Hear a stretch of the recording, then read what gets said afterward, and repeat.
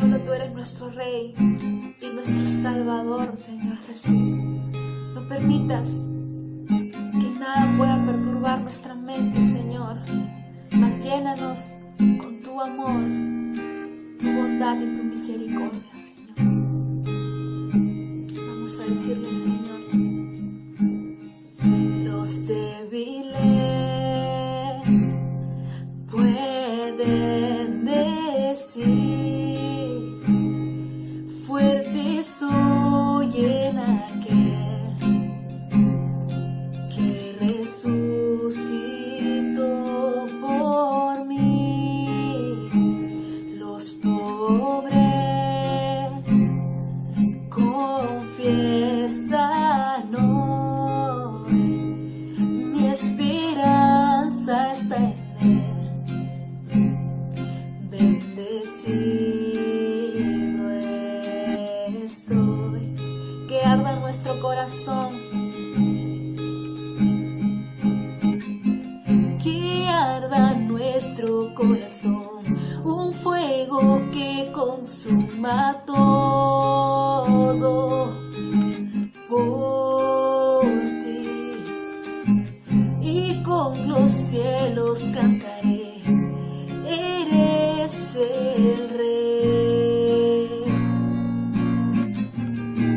Te amo, Dios, te adoraré, Señor, te adoraré.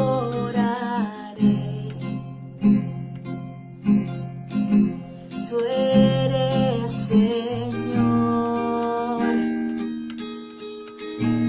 solo tú eres fiel. Tu iglesia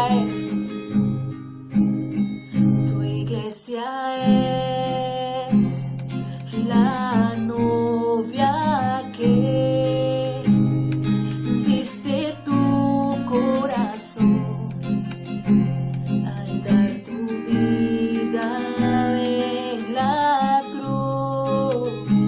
La salvación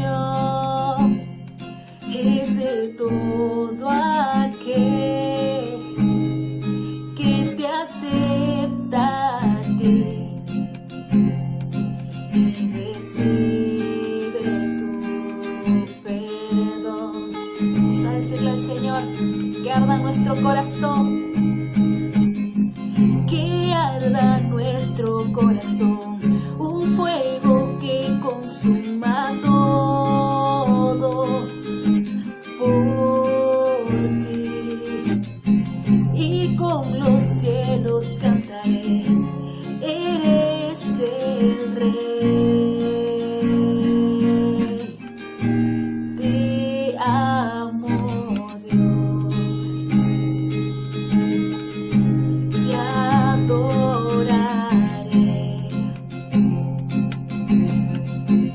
Eres Señor, solo tú eres fiel. Diste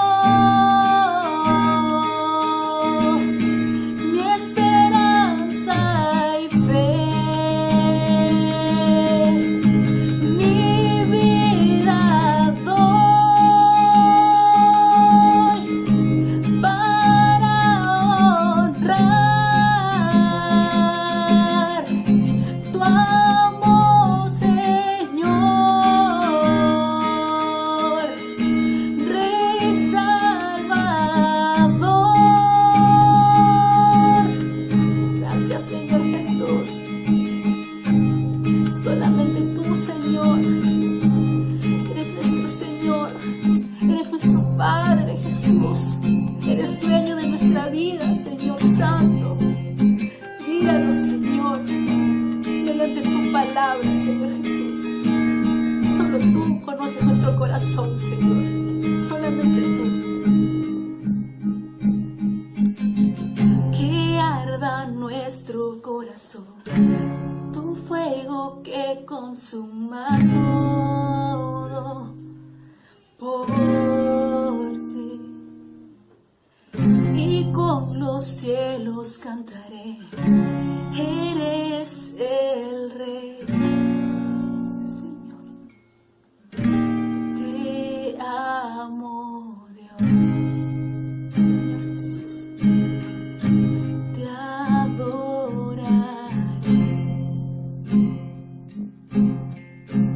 Eres Señor,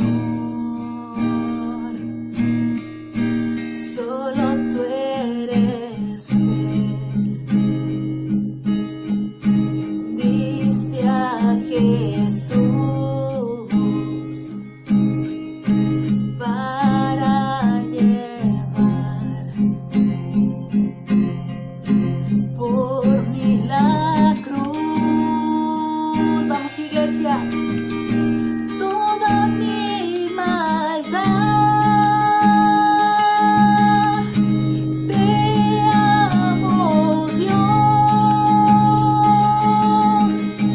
te adoraré. Tu amor restauró mi esperanza y fe. Mi vida doy para honrar tu amor, Señor, Rey Salvador. Buenas noches a todos, Dios los bendiga. Un gran abrazo a cada uno de ustedes nuevamente por este medio para tener un tiempo de palabra. Así que acompáñame en esta oración por la palabra que vamos a compartir en esta noche. Señor, te damos las gracias por tu palabra que es compartida en este tiempo, Señor. Porque este tiempo, Señor, tú tienes el control de este tiempo. Es tu palabra, Señor, es tu obra. Eres tú, Señor, que nos va a hablar por medio de tu palabra. Sea tu palabra alumbrando nuestros ojos, de nuestro entendimiento. Sea tu palabra enderezando nuestros pasos, Señor. Te damos las gracias por este tiempo, en el nombre de Jesús. Amén y amén. La palabra del Señor nos está hablando acerca del entendimiento, cómo es abierto, ¿verdad? Y cuando hablamos del entendimiento abierto, estamos hablando acerca del creyente. Porque es aquel, ¿verdad? Es aquel creyente que Dios ha traído, es aquella persona que Dios ha alcanzado, es aquella persona donde la palabra de Dios ha sido sembrada en su corazón, donde la palabra del Señor ha sido depositada en su corazón. Estamos hablando del creyente, porque entendemos que el hombre que está caminando en este mundo está yendo tras sus propios pensamientos, está haciendo la voluntad de sus muchos pensamientos según Efesios 2, está siendo llevado por sus propios deseos según Santiago 1, está simplemente caminando en oscuridad y en tinieblas según Efesios 4. La palabra nos empieza a mostrar acerca del creyente. Ciertamente, cuando Dios alcanzó a aquella persona, cuando Dios en su soberana voluntad y es su misericordia que nos alcanzó en su debido tiempo y a su debido orden, es Dios trayéndonos con un propósito, ¿verdad? Si ha sido sembrado, lo ha sido. Si la palabra ha sido sembrada en ese corazón, ciertamente ha sido sembrada con un propósito de crecer y dar fruto. Cuando hemos estado hablando del entendimiento abierto, no solo consiste en asistir a un lugar o una congregación, no consiste solamente en tratar de llevar una conducta adecuada, no consiste solamente en llevar un estilo de vida de principios o de valores. No se trata de cuánto yo haga para Dios, o no se trata de cuánto yo sirva en aquella congregación o en la iglesia. No se trata de eso. Porque cuando mencionamos, ¿y por qué mencionamos estas cosas? Porque cuando vemos en la palabra, vemos en el Nuevo Testamento, vemos cómo la palabra del Señor nos empieza a mostrar unos escenarios muy interesantes acerca de algunos judíos, ¿verdad? Que tenían una reputación en ese tiempo, en su ciudad, en ese entorno. Había un reconocimiento a la vista del hombre, y estamos hablando de los fariseos. Tenían posiciones altas en la iglesia, ¿verdad? Llamados sacerdotes o sumos sacerdotes. Cuando leemos los evangelios de Mateo, Marcos, Lucas, Juan, vemos eso. Pero también vemos cuando el Señor Jesús los ve y les empieza a hablar y dice, ¿no? En Lucas 11, verso 39, dice: pero el Señor le dijo: ahora bien, vosotros los fariseos, limpiáis lo de fuera del vaso y del plato, pero por dentro estáis llenos de rapacidad y de maldad. Qué impresionante palabra, y qué palabras tan directas, ¿verdad? A estos judíos llamados fariseos. La palabra nos está mostrando ciertamente que el Señor Jesús no solamente se deja llevar como el hombre hoy en día se deja llevar por lo que su vista ve, sino vemos por la palabra en varios escenarios que el Señor Jesús conoce el corazón del hombre, conoce aún los pensamientos del hombre. Entonces, viendo este versículo, este entendimiento que hablamos, ¿verdad?, la vez pasada, este entendimiento que es alumbrado por la palabra del Señor, este entendimiento, según la palabra de Dios, nos lleva a comprender que no se trata de una cuestión externa, que no se trata de algo simplemente de apariencias, ¿verdad? Es un entendimiento alumbrado por la palabra de Dios, o que es abierto, ¿verdad?, este entendimiento en la vida del creyente por medio de la continuidad de la palabra oída sobre su vida. No se trata, ¿verdad?, como hemos dicho, o no está enfocado en el hombre, sino está enfocado o está simplemente dirigido a la voluntad de Dios en la vida del creyente, ¿verdad?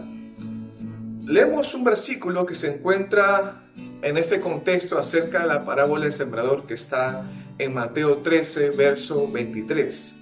Dice: mas el que fue sembrado en buena tierra, este es el que oye y entiende la palabra y da fruto, y produce a 100, a 70 y a 30 por uno, ¿verdad?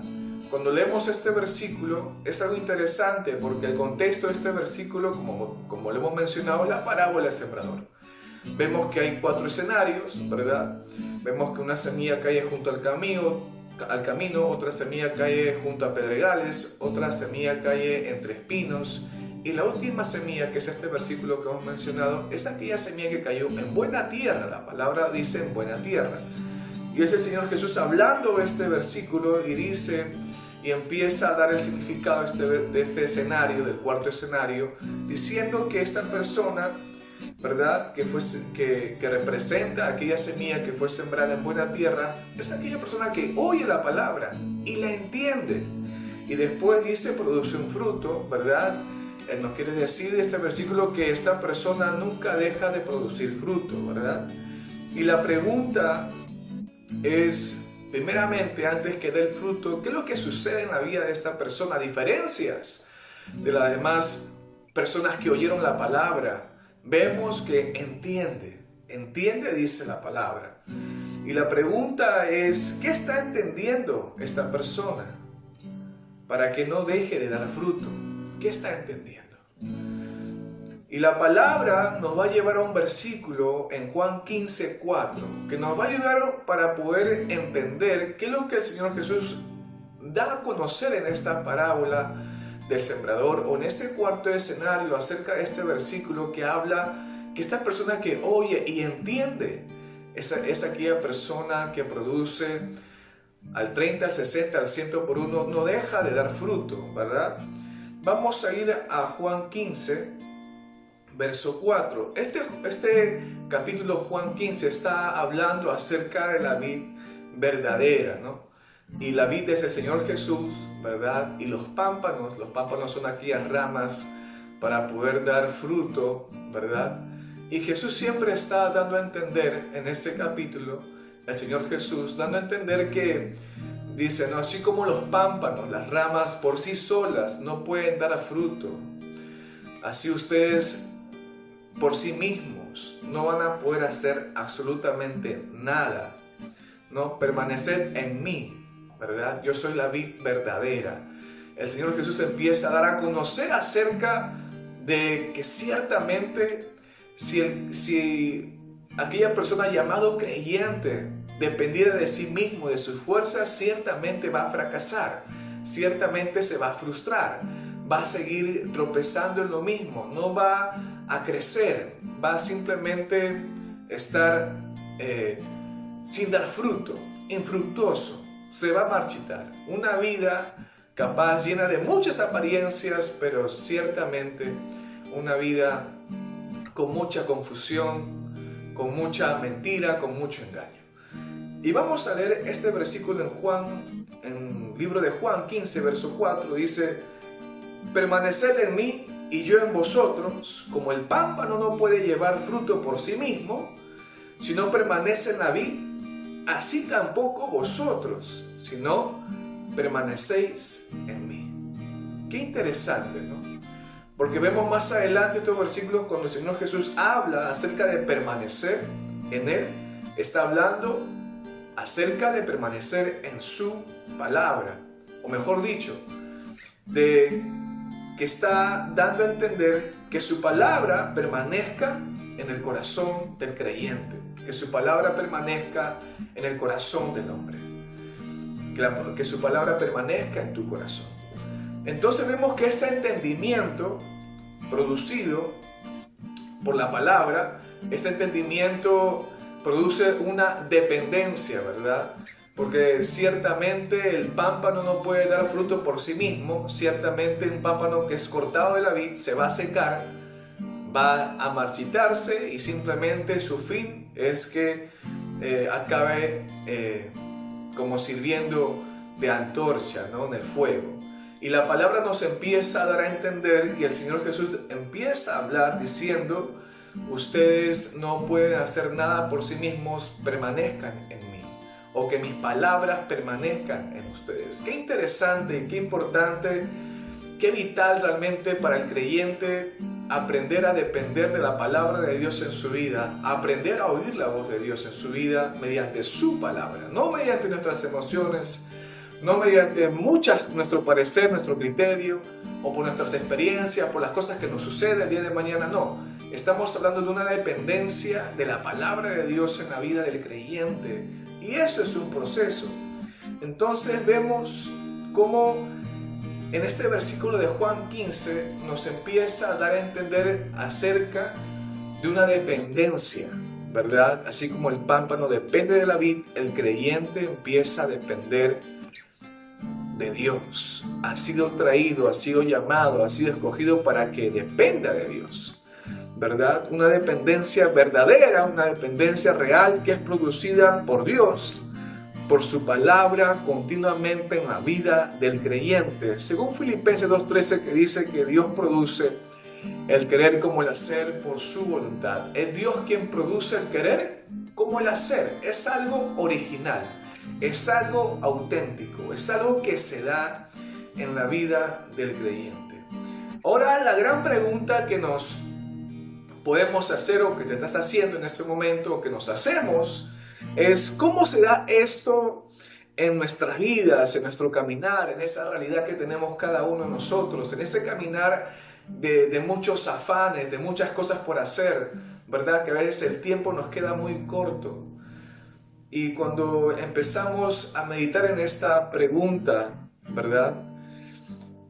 Ciertamente debemos de entender algo muy interesante que la palabra nos enseña acerca de que el hombre por muchos años ha sido llevado por sus muchos pensamientos. El hombre ha sido arrastrado por sus malos deseos. En Santiago dice llamada concupiscencia. El hombre ha sido adoctrinado y enseñado por el sistema de este mundo en cómo debe de caminar en esta vida. Por muchos años el hombre se ha movido. En otra oportunidad hablamos de cómo el hombre se ha habituado a caminar conforme el sistema del mundo le ha enseñado acerca de dónde debe de poner su atención, acerca de en dónde debe de refugiarse o en dónde debe de apoyarse, o acerca de para él qué es lo más seguro en su vida. El hombre ciertamente ha sido bombardeado, ha sido enseñado, adoctrinado acerca de cómo debe de ver esta vida o de cómo debe de caminar en este mundo, ¿verdad? Y vemos cómo en esa condición Dios nos alcanzó, amén, Dios nos alcanzó. Dios alcanza la vida de aquella persona, ¿verdad? En su gran misericordia. Y la pregunta es ¿para qué? ¿Para qué lo alcanza? Y lo cierto es que para que aprenda a depender, o para que aprenda primeramente a oír su voz mediante su palabra, y por la continuidad misma, ¿verdad?, pueda ver su condición espiritual, que se manifiesta o se da a conocer en su vida natural, en su caminar, y eso le lleva a muchos escenarios muy perjudicables para su vida. Lo que hoy en día vemos, ¿verdad? Personas, ¿verdad?, con vicios, personas totalmente con una vida destrozada, o personas que simplemente están confiando en sí mismas, están mirándose a sí mismos y no están mirando a Dios. Personas que a su vista, a sus ojos son justos o son justas, o creen por el hecho de no matar, de no hacer cosas, y empiezan a compararse con otros, piensan que simplemente están bien ante Dios. La palabra nos enseña que el hombre no es pecador porque comete algo inmoral en su vida. El hombre es pecador porque nace con esa condición espiritual. Y ciertamente en el transcurrir del tiempo, en su crecimiento, es una cuestión solamente de tiempo que se dé a conocer lo que hay en su corazón. Y hay escenarios donde va a evidenciar lo que hay en el corazón de esa persona, lo que hay en el corazón del hombre. Y lo digo no con la intención de acusar o de condenar, sino con la intención de poder comprender y entender la necesidad de Dios en nuestra vida, ¿verdad? Vemos por la palabra del Señor que el creyente es traído en esa condición para que aprenda a oír la voz de Dios, para que aprenda a entender y a comprender su condición espiritual, cómo se encuentra él o cómo se encuentra ella. Pero si el creyente aún no está entendiendo, no hay palabra en su vida, se está dejando llevar por las cosas que le pasan, se está dejando llevar por las cosas que este mundo ofrece.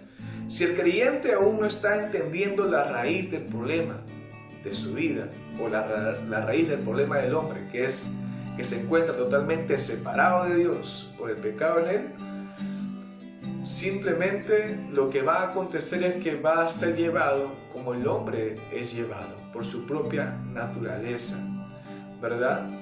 Es algo muy importante mencionar, es si el creyente no está entendiendo esta gran verdad que la palabra muestra acerca de la condición del hombre, la pregunta que nos hacemos es ¿cómo mostrará una gratitud a Dios? O la otra pregunta que podemos hacernos es al creyente, ¿no? ¿De qué será agradecido a Dios?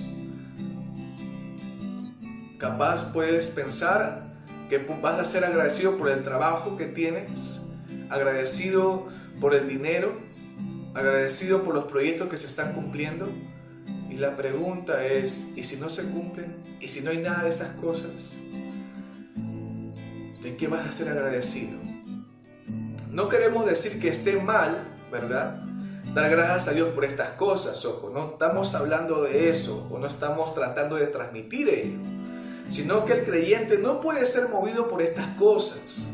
El creyente no puede ser movido por las cosas que este mundo ofrece o por las cosas que se encuentran en el sistema de este mundo continuamente, sino el creyente debe de entender el privilegio por el cual él ha sido hallado. Ese privilegio de ser hallado por Dios, de que pueda entender el gran privilegio de que la misericordia de Dios lo haya alcanzado, ¿verdad? De que estábamos en un camino de perdición, llevado por nuestra propia naturaleza pecaminosa. Esto quiere decir que el creyente empieza a ya no depender de sí mismo, sino empieza a depender de Dios en su vida. Cuando empieza realmente a entender cómo se encuentra Él, lo que hay en su corazón, que dice la palabra acerca de su naturaleza, que dice la palabra acerca de sus deseos, que dice la palabra acerca de sus muchos pensamientos que abundan en la mente del hombre, en la mente del creyente. Cuando la palabra empieza a sobreabundar en nuestra vida, y aquí es un tema de continuidad, y ciertamente Dios es fiel. Y cuando el creyente empieza a ser alumbrado por la palabra de Dios acerca de su condición, acerca de su naturaleza, cuando la palabra empieza a mostrar aquella imagen interna que se encuentra en su corazón, que Él por sus propios medios no lo va a poder ver, que Él con estos ojos y con estos oídos no va a poder conocer ni entender la condición en la que Él se encuentra. Es la obra de Dios, es su palabra. Es la palabra que hace esa obra maravillosa, que empieza a abrir el entendimiento del creyente para que aprenda a depender de Dios. No de una forma forzada, no de una forma obligada, no de una forma impuesta, sino que es la palabra de Dios que empieza simplemente a producir ese querer como el hacer. Es algo natural, como dice, y es impresionante este versículo, 1 de Pedro capítulo 1, verso 23, empieza a hablar de una simiente, ¿verdad?, corrupta, que estamos, y como por la palabra somos renacidos de una simiente incorruptible. Es algo natural, porque es una obra de Dios. Es la obra que Dios hace en nuestro corazón. Es una obra producida por la palabra en nuestra vida, ¿verdad? Es Dios que empieza a alumbrar nuestro entendimiento por medio de su palabra, mirando y conociendo quién es Él, y también trayendo luz de quiénes somos y cómo estamos caminando en este mundo, en esta vida. Como dice el Salmo 25:8, dice: bueno y recto es Jehová. Bueno y recto es Jehová. Por tanto, Él enseñará a los pecadores el camino. Qué interesante, ¿verdad? Porque dice que Él enseñará ¿a quiénes? A los justos, a los que se comportan bien. Está hablando a los pecadores, ¿verdad? El camino. Y Jesús lo dijo en Lucas 5, verso 32. Dice: no he venido a llamar a justos, sino a pecadores al arrepentimiento.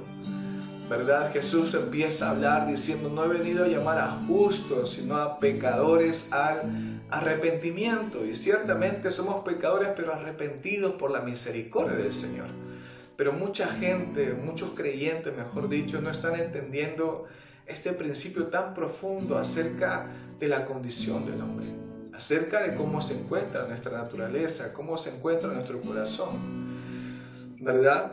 Esto no es una cuestión de que solamente queden palabras, sino que su palabra, ¿verdad?, que la palabra de Dios hará aquella obra de desprendernos de nosotros mismos.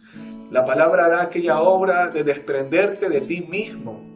Esa obra que a tus ojos es imposible, porque simplemente eres arrastrado por tus propios deseos. Y empiezas simplemente después a caer en un estado de frustración porque sigues haciendo lo mismo. Claro que eso va a acontecer en tu vida si ciertamente la palabra no tiene una continuidad. Pero lo que es cierto y lo que la palabra de Dios hace, lo que Dios hace en la vida del hombre, ciertamente es una obra interna, una obra de raíz. Y la palabra del Señor empieza simplemente a llevarte a lo que es verdadero, que es su voluntad. La palabra del Señor nos enseña en esta noche acerca de realmente cómo, cuando hablamos de entendimiento, lo que la palabra da a entender al hombre, acerca primeramente de su condición, acerca del estado en el que se encuentra, acerca de cómo se encuentra su corazón, acerca de los pensamientos que hay en él, acerca de su naturaleza. Pero no solamente es una cuestión de palabras o de conceptos, sino es una cuestión de vivirlo. Y esa vivencia y esa obra auténtica y genuina la hace Dios en nuestra vida por medio de su palabra. Es algo real, es algo que se va a dar, es algo que se vive. Y la pregunta que te hago en esta noche es: ¿estás entendiendo tu condición? ¿Estás dependiendo de Dios en tu vida personal? Te hago estas preguntas para que te respondas donde te encuentras y para reflexionar en esta noche.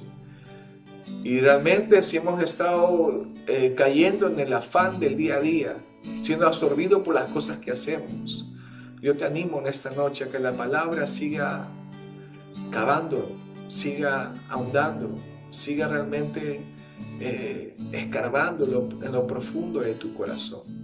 Dios es fiel a su palabra. Él va a culminar aquella obra que empezó en tu corazón. Él lo va a hacer. Así que yo te animo en esta noche a que no pienses que la situación que estés pasando o aquel escenario que estás enfrentando en tu vida personal, realmente esas cosas van a cambiar. Dios es un Dios de maravillas, Dios es un Dios de misericordia, pero lo que Dios empieza a hacer, empieza primeramente a mostrarte la raíz del problema de tu corazón.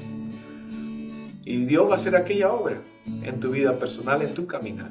Así que oramos por este tiempo de palabra. Señor, gracias por tu palabra, gracias por este tiempo, Señor. Gracias por aquella obra que tú has empezado en nuestra vida, porque ciertamente tú lo vas a perfeccionar, Señor. Tú eres fiel a la palabra que ha sido sembrada en nuestros corazones.